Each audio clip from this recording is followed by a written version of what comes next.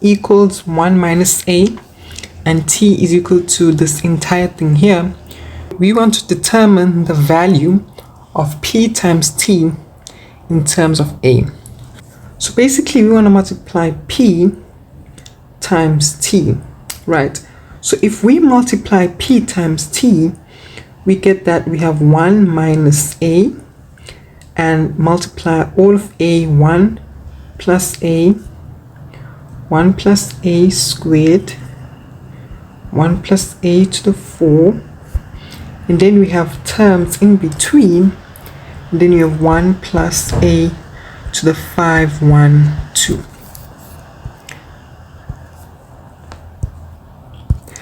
Now if we focus on this pattern here, the t pattern, right?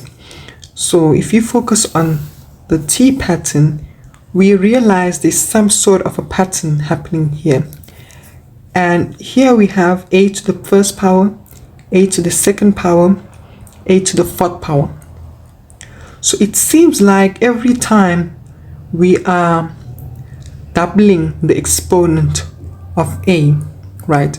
So what I'm going to do is that I'm going to rewrite this part here at the bottom, right here. So we know that t is equal to 1 plus a, 1 plus a squared, 1 plus a to the 4, and we said that each time we are doubling the exponent of a.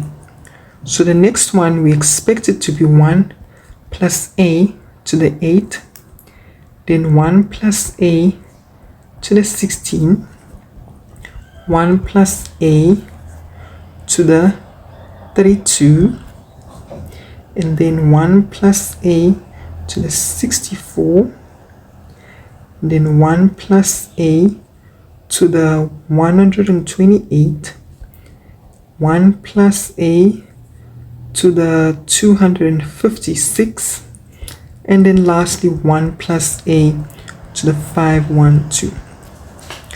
So here I've just extended this pattern by doubling the exponent of a each time until we reach a being 512.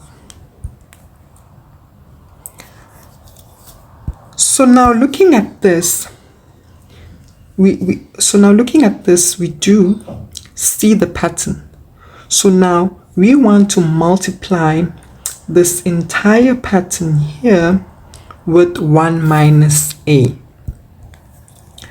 So if I add 1 minus a here, now immediately it doesn't become obvious. If I multiply this part here, I get 1 minus a plus a to the 5, 112 minus a to the 5, 1, 3.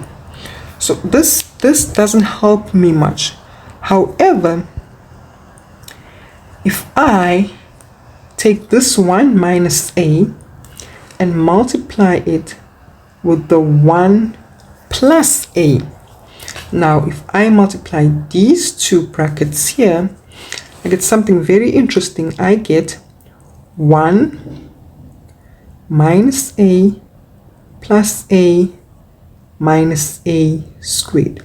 Now simplifying this gives me 1 minus a squared. Now if you look at this bracket here is 1 plus a squared.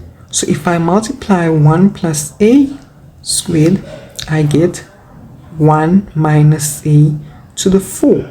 Now if I multiply 1 plus a to the 4, I get 1 minus a to the 8. Now this will keep on continuing.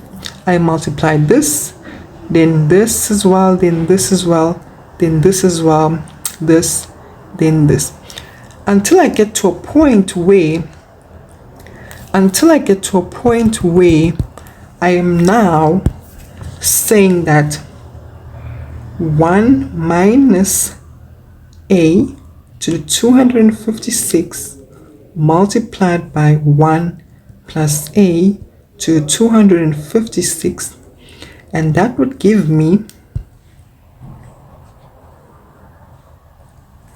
1 minus a to the 512, and then I say 1 plus a to the 512, and that would give me 1 minus a.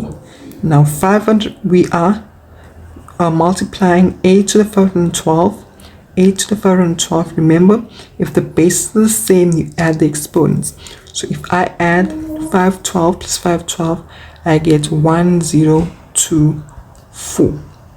So my final answer would be that P multiplied by T is equal to 1 minus A to the 1024.